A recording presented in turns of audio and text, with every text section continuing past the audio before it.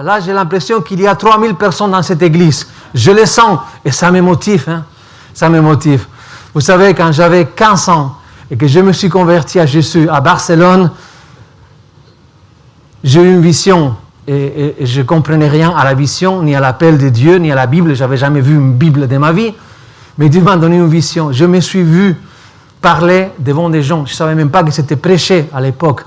Mais je me suis vu dans la vision que je parlais à beaucoup de gens. Et le Seigneur l'a fait. J'ai eu l'opportunité de voyager dans différentes églises dans le monde et prêcher dans des églises plus petites et des églises plus grandes et accomplir ce que Dieu avait déjà décrété pour ma vie et surtout pour les projets d'implantation d'églises ici à Concarneau.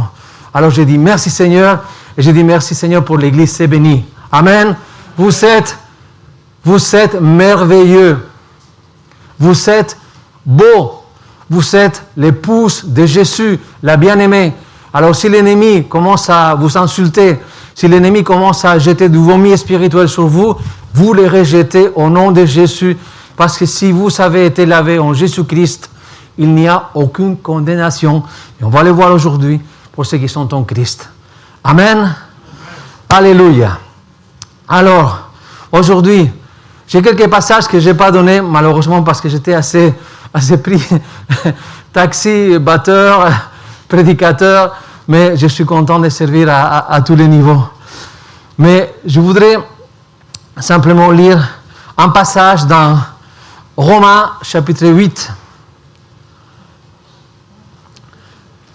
Romains chapitre 8, verset 1er. Et je me répète, mais ça vaut la peine de se répéter quand il s'agit de la parole de Dieu. Hein. Il n'y a donc maintenant aucune condamnation. Je suis en version 78, la colombe, Pascal, si tu veux. Il n'y a donc maintenant aucune condamnation pour ceux qui sont en Christ. Et là, il y a une petite parenthèse dans les Écritures qui ajoute ceux qui sont en Christ, mais qui marchent non selon la chair, mais selon l'Esprit.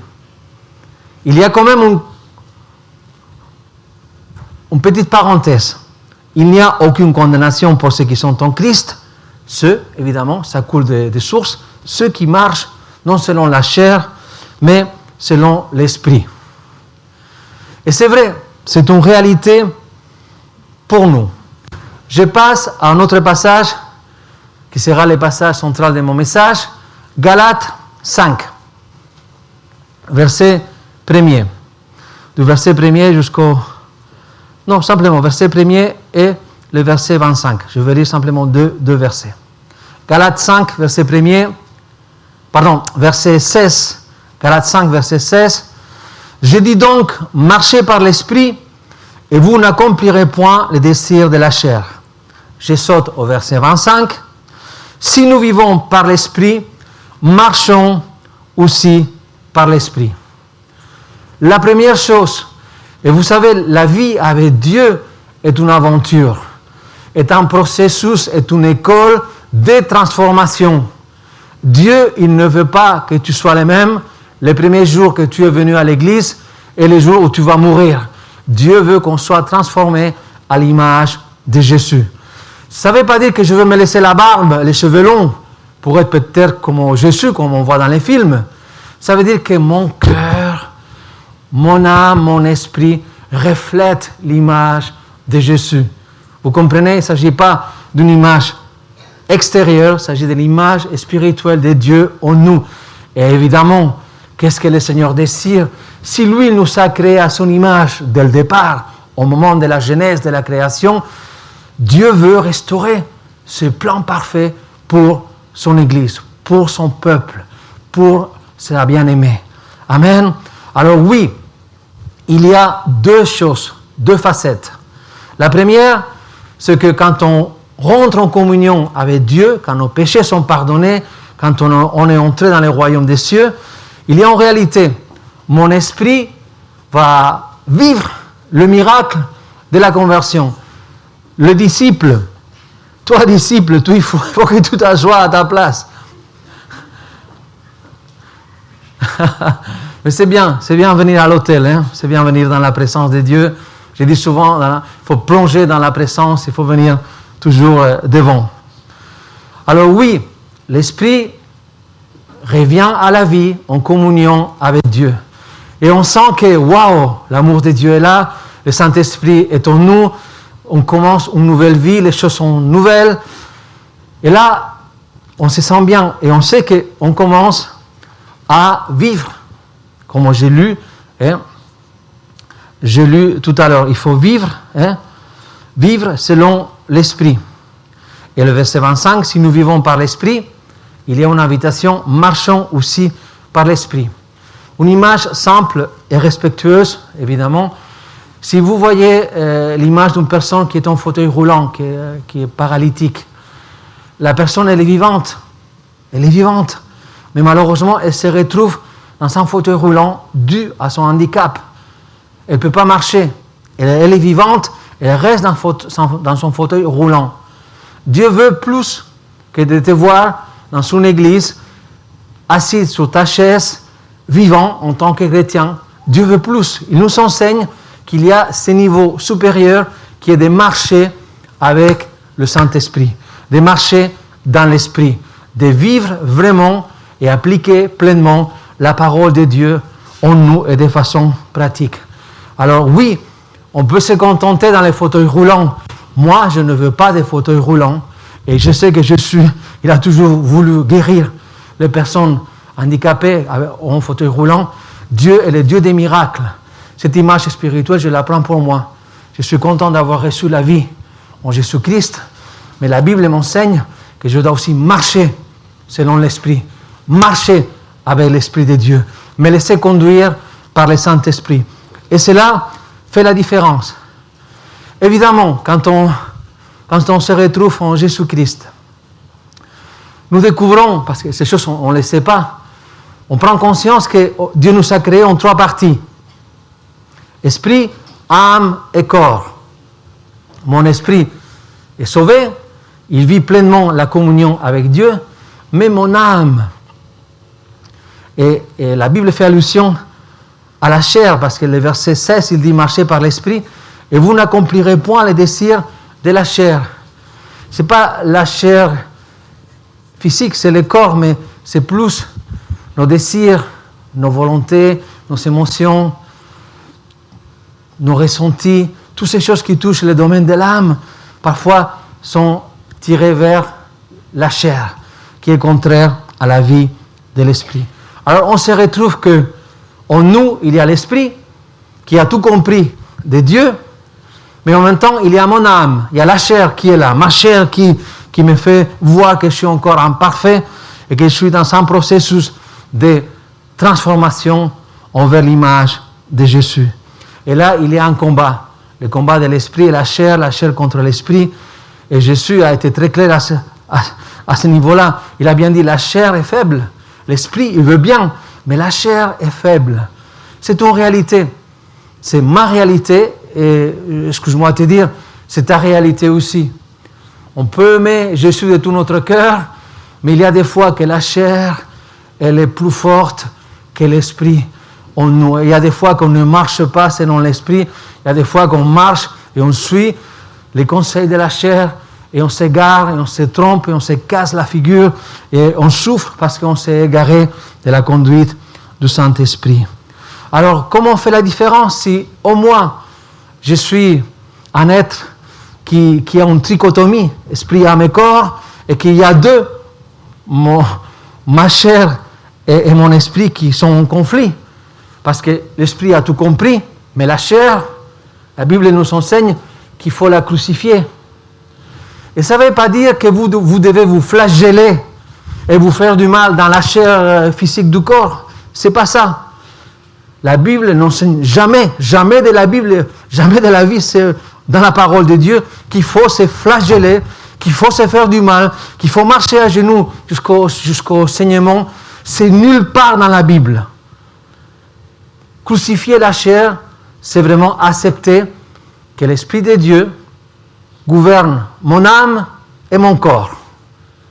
Mais quand on ne connaît pas Jésus, quand on est dans le monde, ce n'est pas l'Esprit qui gouverne mon corps et mon âme, c'est mon âme qui gouverne le corps et qui a étouffé l'Esprit complètement. Mais l'ordre de Dieu, c'est Esprit, âme et corps. Esprit en communion avec Dieu, un esprit qui gouverne l'âme, et évidemment les fruits d'une chair qui est complètement soumise à l'Esprit de Dieu. J'espère que ce n'est pas trop compliqué, mais en tout cas, je vous encourage. Alors, dans les passages que je vais lire, il y a deux listes. Moi, je dirais, il y a la liste qu'on appelle la liste du fruit de l'esprit, et il y a la liste des œuvres de la chair.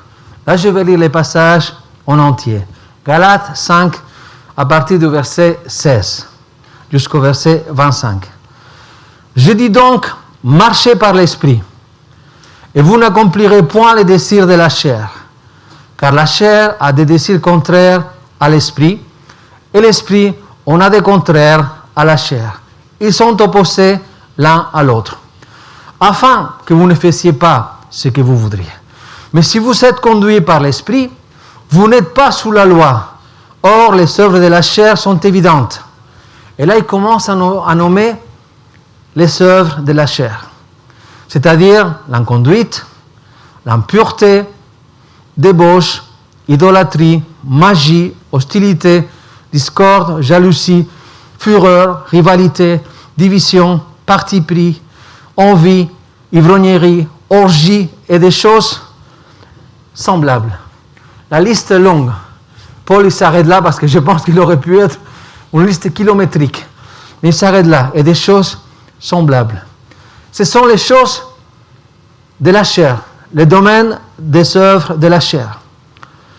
Je vous préviens, comme je l'ai déjà fait, ceux qui se livrent à de telles pratiques n'hériteront pas du royaume de Dieu. Et là, il va donner la deuxième liste, qui est contraire à la première. Mais elle est merveilleuse. Et il dit, le fruit de l'esprit, c'est au singulier. Rappelez-vous, il s'agit d'un seul fruit composé de diverses caractéristiques. Mais le fruit de l'esprit est amour, joie, paix, patience, bonté, bienveillance, fidélité, douceur, maîtrise de soi. La loi n'est pas contre de telles choses. Ceux qui sont au Christ ont crucifié la chair avec ses passions et ses désirs. Si nous vivons par l'esprit, marchons aussi par l'esprit. Là, on comprend mieux, n'est-ce pas? Deux listes et l'encouragement de la part du Seigneur pour pas simplement vivre, mais pour être vraiment conduit par le Saint-Esprit. Toutes ces choses qui appartiennent à la chair, pour ceux qui sont en Christ, ces choses, on doit les crucifier. Et ce n'est pas quelque chose de malheureux, quelque chose de triste, ce n'est pas quelque chose de lourd même. C'est une bénédiction. Crucifier la chair, c'est une bénédiction. Crucifier la chair, c'est la délivrance en Christ. Ce n'est pas quelque chose de méchant ni de mauvais pour les croyants. Parce que l'interprétation, je dirais, du monde, et quand je dis du monde, c'est vraiment l'ennemi, l'interprétation, la déformation de la parole de Dieu que Satan fait pour confondre les gens, c'est que, si tu es chrétien, tu ne peux rien faire. Tout est interdit, tout est péché. La Bible parle du péché et il te montre clairement ce qui est péché, mais la Bible elle te libère du péché pour que tu sois libre et que tu puisses vivre pleinement ta vie dans ce monde, en liberté, pas enchaîné au péché, pas enchaîné au monde, pas enchaîné à ta chair même, libre en Jésus-Christ. Alors crucifier la chair, ça veut dire rendre ma volonté au pied du Seigneur. Dire, Seigneur, j'ai un problème, je ne sais pas, je vais parler clair. Seigneur, j'ai un gros problème avec la pornographie. Alors j'ai besoin de ton aide, Seigneur. Je ne sais pas comment m'en sortir, mais j'ai besoin de ton aide. Un autre exemple, quelqu'un a un autre problème. Seigneur, j'ai un problème avec le vol. Chaque fois que je vais à l'hypermarché, je vole des bonbons ou je vole un truc. Il faut que je parte avec un truc dans les poches. C'est des problèmes que parfois on peut avoir. D'autres, c'est autre chose. C'est des maladies, c'est de la dépression, c'est des combats différents. Mais toutes ces choses, on peut les ramener à Christ. Il a payé les prix. Tu n'as pas à te crucifier toi-même. tu as simplement à te reposer sur la crucifixion, l'œuvre de Jésus. Croire que ton problème, ta délivrance peut arriver à la croix. Amen. Ce n'est pas une punition crucifier la chair. Rappelez-vous, prenez note. Ce n'est pas une punition crucifier la chair. C'est une bénédiction, c'est une délivrance, c'est le désir de Dieu pour les croyants. Et parfois, nous, on navigue entre les deux ceux. Le monde, et on fait comme le monde, et après on vient à Jésus, et après on va dans le monde, et après on vient à Jésus, je m'assois dans cette chaise, et après je m'assois dans l'autre. C'est fatigant. C'est vraiment fatigant. En tant que chrétien, tu vas finir exténué. Tu vas finir mal de la tête parce que ce n'est pas possible. On est appelé à prendre des décisions. Une décision pour Jésus et laisser l'autorité de la parole de Dieu nous parler, nous enseigner et nous transformer. On n'est pas né chrétien, on devient chrétien par la foi en Jésus-Christ. Amen. C'est une décision personnelle. On voit le Seigneur, on sent le Saint-Esprit, on reconnaît que Jésus est là. On peut sentir l'amour de Dieu et on est tellement touché qu'il nous fait voir nos péchés et on se répand de nos péchés. Mais on entre dans le royaume des cieux, dans la vie magnifique que Dieu a pour nous. Alors, 2 listes dans Galates 5. Les œuvres de la chair et les fruits de l'esprit.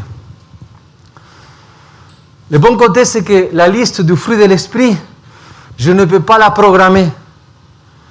Par exemple, je ne peux pas dire, tiens, lundi, je vais pratiquer l'amour de Dieu. Je vais aimer Maurice lundi. Je vais être sympa avec Maurice. Je vais lui rendre visite. Et parce que c'est lundi, je vais exercer l'amour. Le mercredi, je vais voir Hélène. Et je vais dire, tiens, je vais avoir de la patience aujourd'hui avec Hélène. Je ne peux pas programmer le fruit de l'esprit, ni la manifestation du fruit de l'esprit. Et elle doit être au moins en continu. Ce n'est pas les lundis, ce n'est pas les mardis, c'est tous les jours en continu que je suis appelé à manifester chacune des parties du fruit du Saint-Esprit. Vous comprenez? Et après, oui, l'autre liste, tiens, il parle de ivrognerie. Ah, vendredi soir, le week-end commence. Je vais picoler, je vais boire avec les potes et les copines, je vais participer à des apéros, et allez, je bois, et je me laisse aller, et je suis ivre. Je peux programmer certains péchés, je peux déjà réfléchir à certaines choses qui sont mal. Oui, la liste de la chair, vous pouvez vraiment la mettre en place et la programmer, et c'est terrible, mais c'est une réalité. Par contre, les fruits de l'esprit, et c'est ça le point que je voudrais vous laisser, les fruits de l'esprit, c'est tous les jours que toutes les qualités, toutes les vertus du fruit de l'esprit doivent se manifester en moi. Parfois, c'est la patience. 1 heure plus tard, c'est l'amour. 1 heure plus tard, c'est la maîtrise de soi parce que je commence à m'énerver. À tout moment, on est appelé, selon le Seigneur, à manifester les fruits de l'esprit. Amen. Rappelez-vous, il n'y a aucune condamnation pour ceux qui sont en Christ. Il y a des fois qu'on ne le manifeste pas. Hein? Quand on est énervé, parfois on dit des choses, on dit n'importe quoi, on prend des décisions, on se trompe. Mais le plus important, c'est que si on se trompe, si on commet un péché quelconque, c'est de venir et revenir toujours à Jésus. Amen. Parce qu'il nous aime avec un amour incroyable. Dis, amour incroyable. C'est l'amour de Dieu. Amen. Alors, Jésus a dit, je vous envoie dans le monde, mais vous n'êtes pas du monde. C'est un commandement. Jésus nous envoie pour annoncer une bonne nouvelle.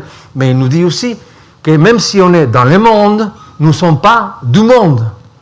Pourquoi? Parce que l'Esprit de Dieu, le Saint-Esprit, habite en nous. Ce n'est pas l'Esprit du monde qui habite en nous, c'est l'Esprit de Dieu qui habite en nous. Alors, comment gérer ça?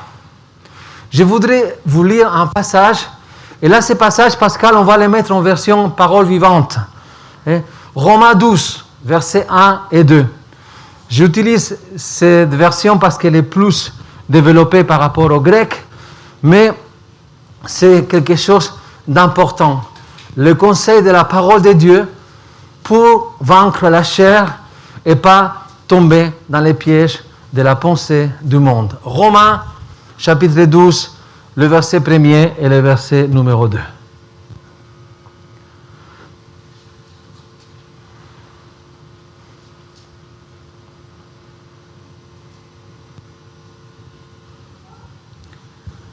Cela, je ne l'avais pas noté dans mes notes. Ok, je vous demande donc, frères, à cause de la bonté de Dieu, à cause de la bonté que Dieu vous a témoignée, de lui consacrer votre être tout entier, que votre corps, vos forces et toutes vos facultés soient mises à disposition comme une offrande vivante, sainte et qui plaise à Dieu. C'est là le culte spirituel qui a un sens, un culte logique conforme à ce que la raison vous demande. Verset 2. Et là, la description vraiment magnifique du grec. Ne vous coulez pas simplement dans les moules de tout le monde. Ne conformez pas votre vie aux principes qui régissent le siècle présent. Ne copiez pas les modes et les habitudes du jour. Laissez-vous plutôt entièrement transformer par le renouvellement de votre mentalité. Adoptez une attitude intérieure différente. Donnez à vos pensées une nouvelle orientation afin de pouvoir discerner ce que Dieu veut de vous. Ainsi, vous serez capable de reconnaître ce qui est beau à ses yeux, ce qui lui plaît et qui vous conduit à une réelle maturité. Allez-y en Internet, le site web Top Chrétien. Et dans Top Chrétien, vous savez, Top Bible, vous savez toutes les versions, y compris version parole vivante. Lisez et relisez ces passages. C'est un outil que l'apôtre Paul, inspiré par le Saint-Esprit, donne aux croyants à l'Église. Vraiment pouvoir nous examiner et faire attention de ne pas tomber dans les moules du monde, de ne pas nous couler même dans les moules du monde. On n'est pas meilleur que... Les croyants ne sont pas meilleurs que les non-croyants. Il ne s'agit pas de ça. Mais on a été pardonnés et on a été sauvés. C'est la seule différence. Et merci Seigneur qu'il nous remplit de son amour pour continuer à annoncer l'évangile, la bonne nouvelle tout autour de nous. Alors oui, il y a deux listes. Nous savons laquelle il faut choisir. Mais il y a quelque chose qui est important pour Dieu concernant le disciple, concernant le croyant. Jean, chapitre 15, verset 8. C'est Jésus qui parle. « Mon Père est glorifié en ceci, que vous portiez beaucoup de fruits et vous serez mes disciples. » Je parlais du fruit de l'Esprit. Jésus insiste et il nous dévoile et il nous révèle que le Père est glorifié dans un signe. Le signe de porter beaucoup de fruits. Et il dit fruits au singulier, pas au pluriel. C'est beaucoup de fruits au singulier, c'est-à-dire les fruits de l'Esprit. Nous avons besoin de comprendre que notre appel n'est pas simplement de venir le dimanche matin et s'asseoir ici à l'église, c'est de vraiment laisser le Saint-Esprit nous parler, nous enseigner, nous transformer. Et vous allez voir que le fruit du Saint-Esprit est visible. Alors, ces fruits qui est l'amour, la joie, la paix, la patience, la bonté, la bienveillance, la fidélité, la douceur, la maîtrise de soi, doivent se manifester dans les cœurs des croyants.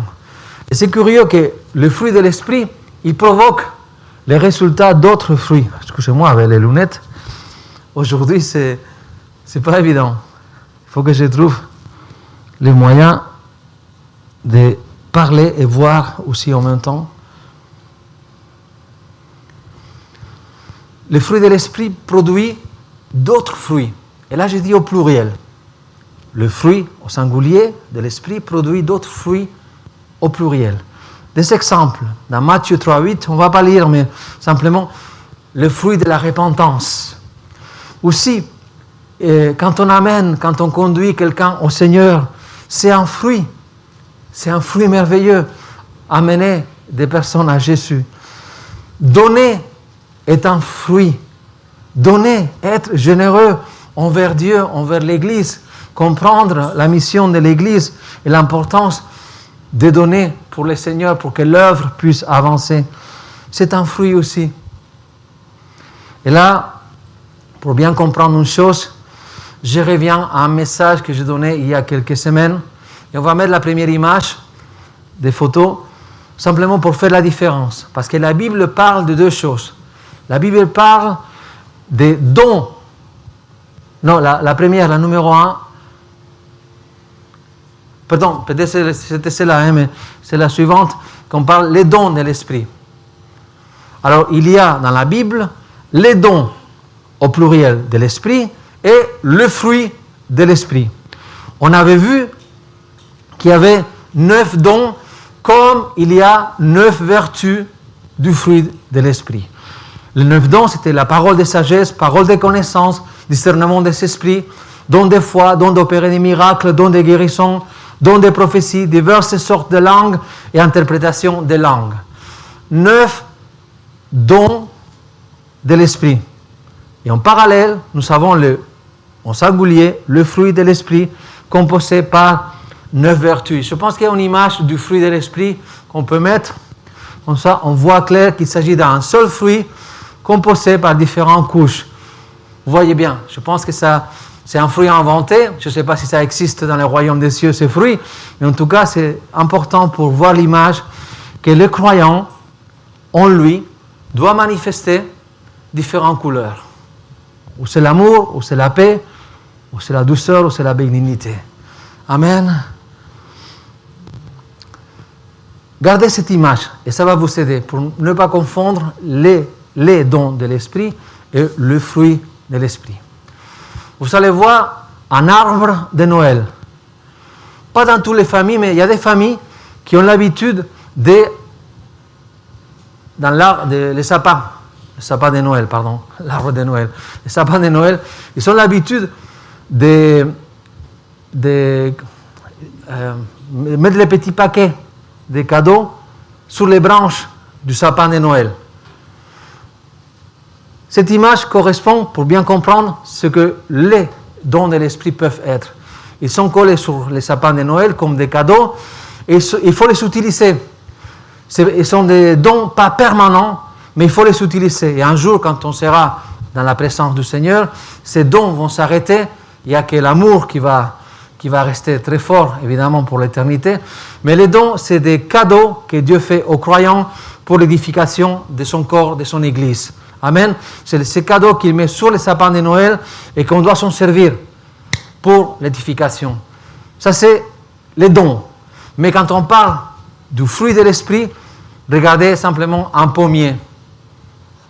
Pour produire les fruits de l'Esprit, il faut les travailler.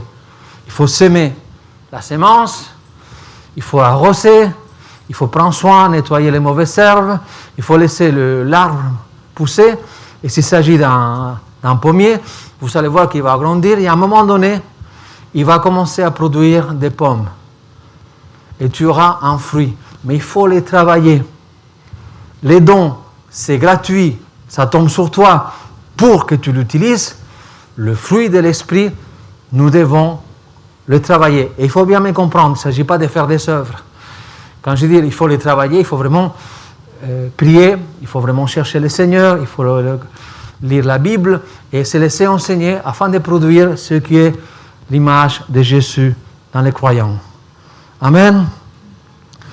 Alors, je commence aujourd'hui par deux domaines, deux vertus du fruit de l'Esprit. Le premier, c'est, selon la liste que le Seigneur nous donne, c'est l'amour. Alors, il y a un passage dans 1 Corinthiens 13, verset 4, jusqu'au verset 8. Et c'est un passage que malheureusement, nous les pasteurs, les prédicateurs, on l'utilise parfois mal. C'est un passage qu'on utilise souvent pour les mariages. Mais il ne s'agit pas de cet amour entre le mari et la femme. Il s'agit d'un amour exceptionnel. L'amour de Dieu. Alors je lis dans 1 Corinthiens chapitre 13, le verset 4, la définition par excellence de l'amour de Dieu. L'amour est patient. L'amour est serviable. Il n'est pas envieux. L'amour ne se vante pas. Il ne s'enfle pas d'orgueil. Il ne fait rien de malhonnête. Il ne cherche pas son intérêt. Il ne s'irrite pas. Il ne médite pas le mal. Il ne se réjouit pas de l'injustice, mais il se réjouit de la vérité. Il pardonne tout. Il croit tout. Il espère tout. Il supporte tout. L'amour ne succombe jamais. Quand je lis ces passages, vous savez à qui je pense? À Jésus. Il a tout supporté. Il a tout supporté pour nous, par amour à nous, par amour à cette Église qu'il voyait avec le Père et le Saint-Esprit. Oui, voilà la définition de l'amour. C'est vrai, quand les serviteurs de Dieu à l'époque, les apôtres, ont écrit les lettres aux églises, ils sont écrits en grec. Et les premiers textes que nous avons reçus sont en grec du Nouveau Testament. Il faut savoir que dans les Grecs, ce n'est pas comme en français. Quand on utilise le terme amour, en français, on met l'amour à tous les sauces. Hein. On peut dire faire l'amour comme une famille remplie d'amour. On peut utiliser ce même terme dans beaucoup de phrases et de contextes. Par contre, le grec, il fait bien la différence. 3 niveaux d'amour. Je commence par celui qui est le plus bas, si vous voulez. Philéo, c'est du grec, veut dire un amour, l'amour qu'on peut avoir un père, un fils, un amour aussi, parfois qu'on peut avoir entre les amis, c'est quelque chose qui est philéo, qui est lié à l'humain. L'amour éros, en français, éros, qui est l'amour plus sexuel, qui prend place dans les couples mariés. Et après, il y a l'amour agapé. Et l'amour agapé, c'est l'amour spirituel par excellence. C'est l'amour avec lequel Dieu nous a aimés. C'est l'amour avec lequel Jésus nous a aimés. L'amour agapé. Et là, quand on lit dans les fruits de l'esprit, l'amour, il s'agit bien de l'agapé. Il s'agit bien de cet amour spirituel qui va au-delà de toute imagination de l'amour. Le mot amour est mal utilisé. Le mot amour est même sali. Le mot amour est dégradé, dénigré. Mais ce que Dieu veut, c'est que les hommes et les femmes qui composent son Église soient des hommes et des femmes remplis de l'amour agapé, un amour spirituel pour Dieu et un amour spirituel aussi pour les autres. Et cet amour doit venir d'en haut. Tu ne peux pas le fabriquer, tu ne peux pas le produire toi-même. Il est donné par Dieu. C'est lui qui nous a aimés le premier. Et quand on vient à lui et on accepte son sacrifice et on reçoit le pardon de nos péchés, l'amour de Dieu demeure en nous. Le Saint-Esprit demeure en nous. Alors oui, je veux plus de cet amour. Et prenez note, quand vous allez vous énerver avec votre épouse, avec votre mari, quand vous allez vous énerver au boulot, lisez 1 Corinthiens 13. Qu'est-ce que l'amour? Ça nous défie, hein? C'est un vrai miroir spirituel. Quand on commence à se mettre mal à l'aise et à s'énerver, lisez 1 Corinthiens 13. Voilà ce que l'amour est appelé à vivre. Alléluia. Alors l'amour, c'est facile. Je crois que même aujourd'hui, partout dans le monde, tout le monde parle de l'amour. Peace and love. L'amour. C'est tellement facile, mais il ne s'agit pas que de parler. Il ne s'agit pas d'une philosophie. La Bible n'est pas une philosophie. La relation spirituelle avec Dieu n'est pas une philosophie. C'est une réalité. Alors l'amour, le véritable amour de Dieu, se manifeste. Il est actif. Et là, je voudrais vous montrer une vidéo qui est très parlante concernant la manifestation de l'amour. Il peut nous surprendre. L'amour en action peut nous surprendre grandement. Et on va voir si c'est possible. Cette vidéo, c'est Jésus lui-même avec les disciples.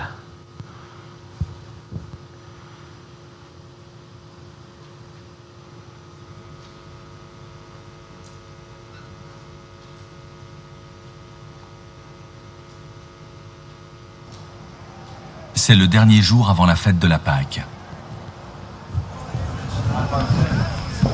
Jésus sait que le grand moment arrive pour lui. Il doit quitter ce monde et aller auprès du Père. Il a toujours aimé ses amis qui sont dans le monde et il les aime jusqu'au bout. Jésus et ses disciples prennent le repas du soir. L'esprit du mal a déjà mis dans le cœur de Judas, le fils de Simon Iscariote, l'intention de livrer Jésus. Mais Jésus est venu de Dieu et il va auprès de Dieu. Jésus sait cela et il sait aussi que le Père a tout mis dans ses mains.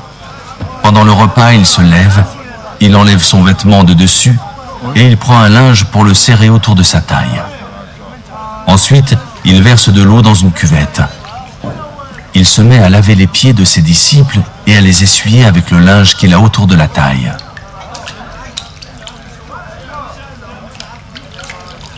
Il arrive près de Simon-Pierre qui lui dit « Toi, Seigneur, tu veux me laver les pieds ?»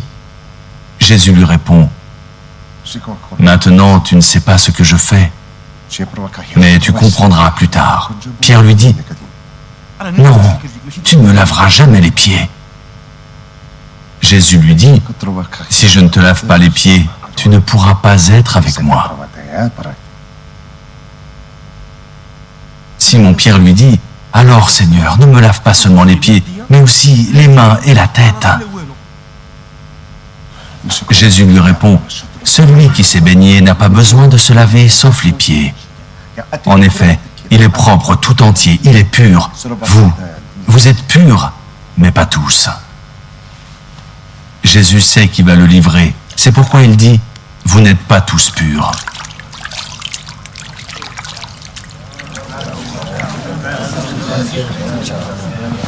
Quand Jésus a fini de laver les pieds de ses... L'amour en action. Vous savez, à l'époque de Jésus, il y avait une tradition importante. Quand on invitait quelqu'un à la maison, il y avait toujours, c'était un domestique, ou souvent un esclave, qui était au service du maître de la maison, et son travail, et c'était parfois les plus petits des serviteurs qui devaient faire ce travail, qui était d'accueillir les invités et de laver les pieds de chaque invité. Là, Jésus se retrouve avec les disciples et il n'y a personne qui fait ce service. Et les disciples étaient au courant des traditions. Tous savaient que quelqu'un devait faire ce service. Mais vous voyez, aucun des 12 a décidé de dire « Seigneur, allez, je fais le service. Tiens, je vais désinfecter les chaises de l'église après le culte, parce qu'il faut les désinfecter avec les protocoles sanitaires. » Personne. Et Jésus, qui est amour, parce que Dieu est amour, il s'élève et il donne l'exemple de l'amour en action, du service du croyant envers Dieu, envers l'Église et envers le monde. L'amour n'est pas qu'une parole, l'amour de Dieu, c'est l'action. Évidemment, il y a des choses qu'on ne peut pas faire, mais qu'au moins on soit actif dans l'amour, qu'on soit connu, parce qu'on est des hommes et des femmes actifs, remplis d'amour, remplis de compassion pour les autres. Et Jésus, il donne l'exemple lui-même, le roi des rois, le Seigneur des seigneurs, le Dieu tout-puissant qui a créé l'univers tout entier, se met à genoux et il lave les pieds des disciples. À moi, ça me met une claque spirituelle incroyable. Je me dis, Seigneur, je dois me réveiller aussi à cet amour qui est vraiment servir, qui est vraiment prendre soin des autres, m'occuper encore plus et mieux, être attentif à chaque personne de l'Église et de l'extérieur aussi, en amour, en action. Et cet amour, je le répète parce que je veux que ça reste pas dans la tête, mais que ça reste dans ton cœur, que l'amour, selon le fruit de l'esprit, est un amour actif, est un amour en action. Ce n'est pas un amour mystique qui est là, ah Jésus, je t'aime, et tous les dimanches, alléluia, alléluia, alléluia, et en semaine, on est des démons, on est des gens mal, on est des gens avec des mauvais comportements, on est des gens qui ne reflétaient pas l'image de Jésus. Vous comprenez où je vais aller? Je vais aller en confrontation avec vous, dans l'amour. Je vais vous aider à comprendre qu'on est appelé à être les mêmes le dimanche matin que les lundis, les mardis, les mercredis et tous les jours de la semaine, à être des hommes et des femmes, disciples de Jésus, qui manifestent à un degré plus important au moins, mais qui manifestent le fruit de l'Esprit. Merci Seigneur pour l'amour. Alors, j'étais confronté cette semaine à ma chair, à ma réalité, parce que je suis pécheur. Je suis pécheur comme toi, excuse-moi de te dire, mais on est tous des hommes et des femmes dans un domaine ou dans un autre, on pêche. Il y a des choses qu'on pense, qu'on réfléchit, qu'on dit, qu'on ne dit pas, ou qu'on fait, ou qu'on ne devrait pas faire, et parfois on se retrouve vraiment en dehors de la volonté du Seigneur. Mais il y a toujours cette grâce de la part de Dieu. Alors c'est vrai que dans les textes que j'ai lus tout à l'heure concernant Galates 5, il est écrit, je vous préviens, c'est le verset 21, la deuxième moitié, ceux qui se livrent à de telles pratiques n'hériteront pas du royaume des cieux. Dit comme ça, évidemment, je peux jeter de la culpabilité, de la condamnation sur l'Église et sur moi-même. Ceux qui pratiquent ces choses n'hériteront pas le royaume des cieux. Mais attention, faites la différence entre péché et pratiquer. Il dit bien ceux qui pratiquent. Les chrétiens ne pratiquent pas ces choses. Peut tomber dans ces choses. Parfois, il y a des dérives. Parfois, il y a des péchés qu'on fait et on sait qu'on est en train de pécher et on les fait quand même. Mais tu ne les pratiques pas. Tu pêches, tu tombes dans les péchés. Mais ta vie, ce n'est pas la liste de la chair. Ta vie, c'est la liste du Seigneur. Alors, j'apporte aussi de la grâce et de l'équilibre. On est tous dans le même bateau, dans l'Église. Et on est tous confrontés à ma chair. Et on est confrontés parfois et affaiblis spirituellement, que parfois on commet des erreurs. Mais on peut se repentir. Il y a toujours cet appel de la grâce de Dieu pour être pardonné pour ces péchés que nous commettons. Parce que Dieu a un modèle, a une parole merveilleuse qui nous explique, qui nous conduit près de lui. Nous devons aussi comprendre que si on tombe dans ce type de péché, on peut venir toujours à Jésus, d'accord? Je ne regarde personne, je me regarde moi-même le premier, mais je dirais, apaisé dans mon cœur de savoir que, évidemment, si tu as accepté Jésus, si tu as été pardonné par le sang de Jésus et tes péchés ont été pardonnés, tu as entré dans le royaume des cieux. Et personne ne va t'empêcher de cette entrée, parce que c'est Jésus qui nous justifie. Mais ceux qui n'ont pas encore connu Jésus, c'est eux qui pratiquent ces choses. C'est leur façon de vivre. C'est ce qui est devenu normal pour eux, mais que pour nous, ce n'est pas normal, parce que nous, on connaît la bonne liste et pas la liste noire. La nôtre est la bonne. C'est le modèle que le Seigneur nous donne. Alors oui, soyez en paix, parce que nous ne sommes pas condamnés, ceux qui sont en Christ. Il n'y a aucune condamnation pour ceux qui sont en Christ. J'ai lu ce passage tout au début. Amen. Alors j'ai parlé de l'amour, qui est un amour spirituel et dynamique et actif, et en même temps, la vertu numéro 2 du fruit de l'esprit, c'est la joie. Parfois dans le monde, on manque de joie.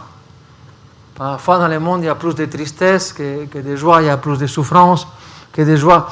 Et ce n'est pas la volonté de Dieu, la souffrance, attention. Ça vient du malin. Toutes ces choses qui se passent dans le monde, c'est le malin qui fait les choses pour détruire déjà l'être humain qui a été créé à l'image de Dieu. Parfois les gens disent, mais si Dieu existait, il n'y aurait pas ces choses, il n'y aurait pas de faim, il n'y aurait pas de souffrance. Mais il faut savoir que la souffrance et tous ces problèmes ne viennent pas du cœur de Dieu. Ça vient de l'ennemi pour détruire ce que Dieu a créé. Alors la joie est quelque chose de merveilleux. Vous savez, la joie, même si tu bois, comme on dit en français, si tu es méché, c'est pas la joie, ça c'est pas la joie. Ça c'est une émotion provoquée par l'alcool. La véritable joie de Dieu, elle est spirituelle. Elle fait partie du fruit de l'esprit. Elle vient d'en haut, envers nous. Et vous savez, la joie, elle pénètre mon esprit, mon âme et mon corps. C'est une joie immuable. Je m'explique. Elle ne dépend pas des circonstances extérieures. Si les choses vont bien, on a la tendance à être dans la joie. Mais quand les choses vont mal, humainement, on perd la joie, on se décourage et on laisse tomber. Mais avec Dieu, c'est une autre histoire. Quand on reçoit vraiment la joie du Seigneur, elle nous pénètre jusqu'au plus profond de notre âme. Et cette joie, elle reste, comme la paix du Seigneur reste. La joie du Seigneur reste malgré les circonstances négatives. Ma joie ne dépend pas si les choses vont bien ou si les choses vont mal. Je sais qui je suis en Christ. Amen. Je sais ce que j'ai reçu par le Saint-Esprit. Alors, il y a un passage merveilleux dans Néhémie chapitre 8.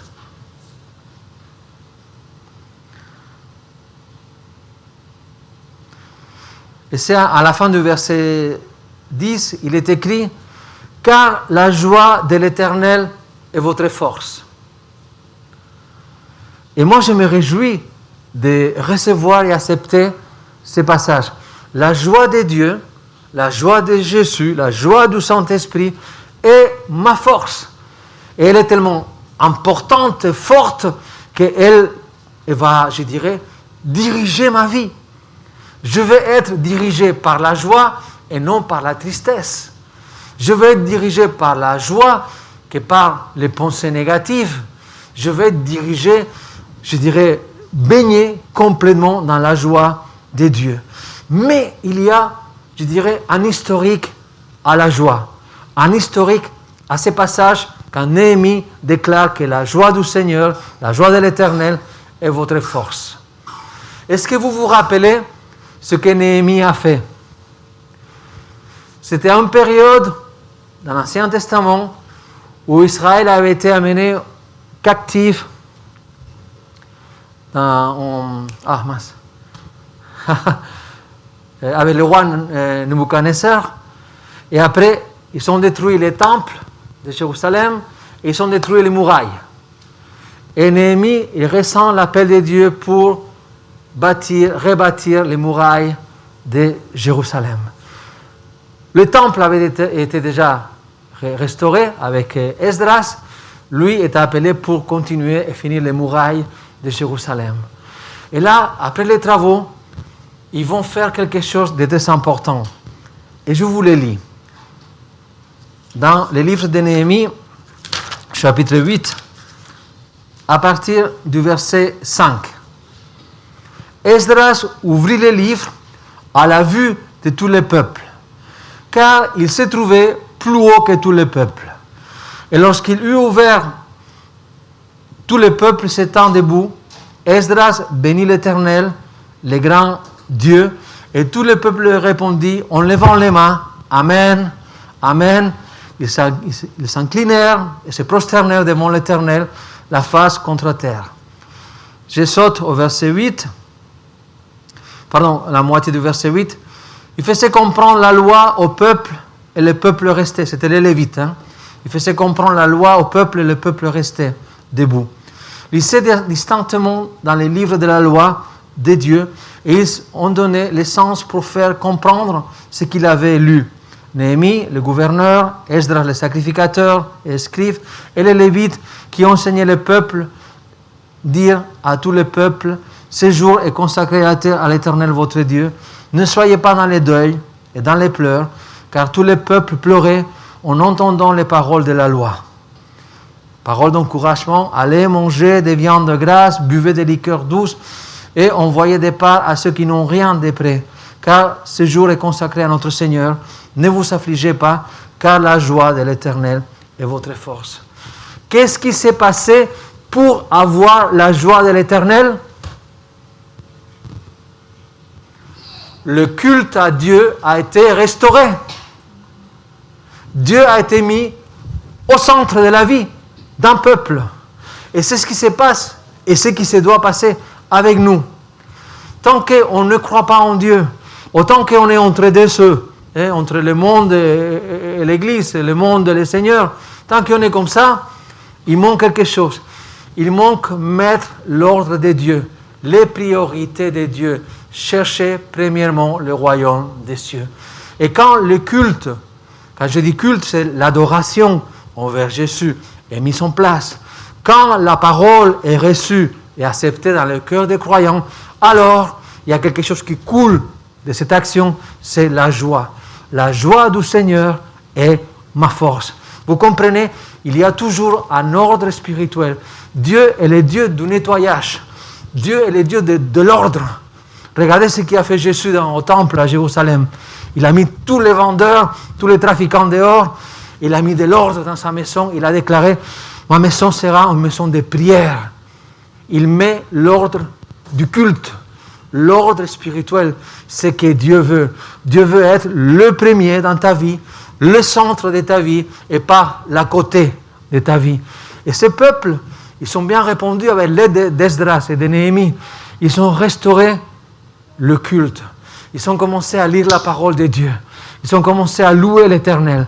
Ils ont commencé à adorer le Seigneur. C'est ça que le Seigneur veut pour nous. Et quand nous faisons ces choses, quand nous mettons de l'ordre et que que toute la contamination du monde dégage et qu'il y a la liste de Dieu qui reste, alors oui, nous nous retrouvons en tant que croyants, disciples du Seigneur. Nous pouvons prier, nous pouvons louer et nous pouvons adorer Jésus, comme il a bien dit une fois, en esprit et en vérité.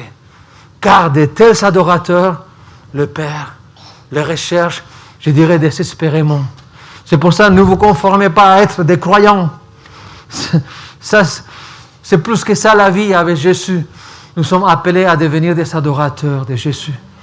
Des hommes et des femmes qui manifestent l'amour de Dieu, qui manifestent la joie du Seigneur. Amen. Je vais demander à Emmanuel si tu peux venir au piano, s'il te plaît. Parce que écouter, c'est bien. Mais répondre à la parole de Dieu, c'est encore mieux. Et moi, je voudrais vous laisser ce temps vraiment pour répondre à la parole de Dieu. On est appelé à manifester le fruit de l'Esprit. Et évidemment, ce n'est pas par nos forces qu'on va réussir. C'est par la communion avec Dieu. Nous sommes enseignés par la parole. Nous sommes enseignés et conduits par le Saint-Esprit. Nous ne nous conformons pas simplement à vivre dans l'Esprit, mais à marcher selon l'Esprit, à marcher près du Saint-Esprit, parce que l'œuvre de Dieu, elle est en continu dans ma vie. Nous sommes à l'école de Dieu.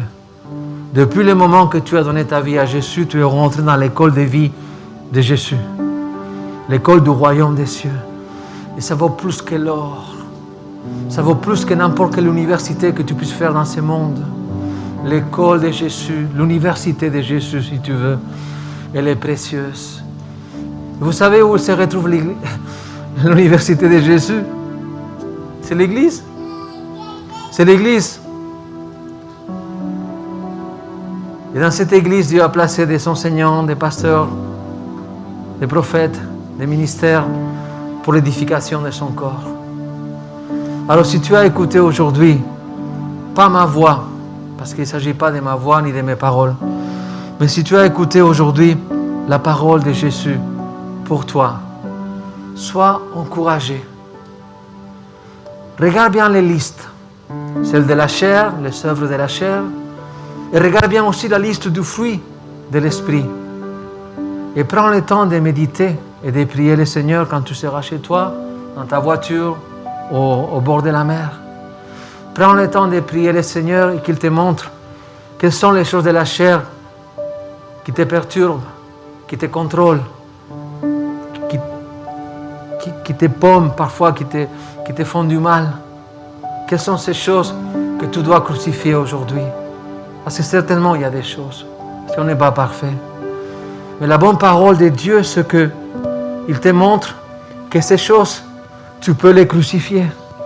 Tu peux être libéré de ces fardeaux et laisser les fardeaux au pied de la croix, au pied de Jésus. Est-ce qu'on peut s'élever, s'il vous plaît? Je demande à toute l'équipe de louanges de venir.